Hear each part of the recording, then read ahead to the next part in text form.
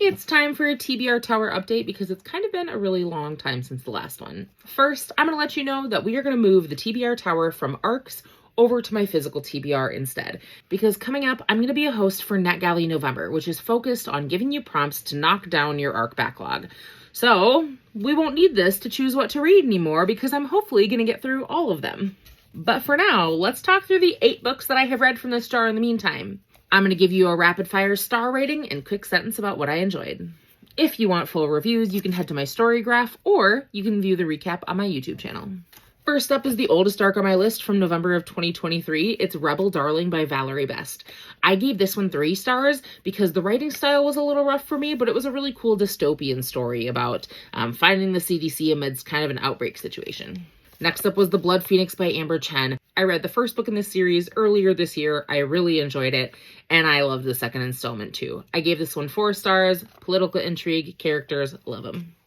A September release was Honey and Heat by Aurora Palette. This one I gave a 3.75 stars, and it's one of those one night stand, then they show up at your workplace the next day, hijinks ensue. I love it.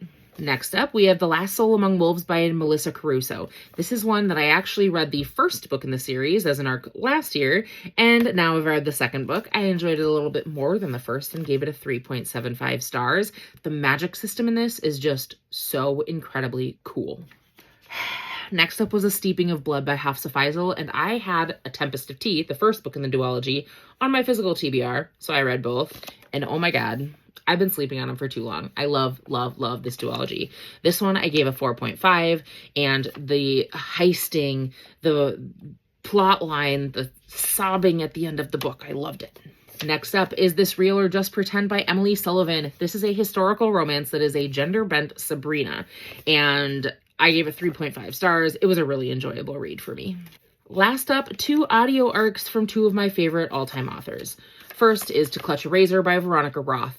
This is a sequel novella, and I read the first novella in the series also, and Roth is just so good at building a fantasy world, even in a tiny 150 to 200 page book.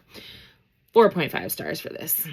Last up was Thief of Night by Holly Black. Book of Night was Holly Black's first adult fantasy, and Thief of Night is its sequel. I gave it 4.25 stars and just really, really enjoyed it. I love Holly Black's writing.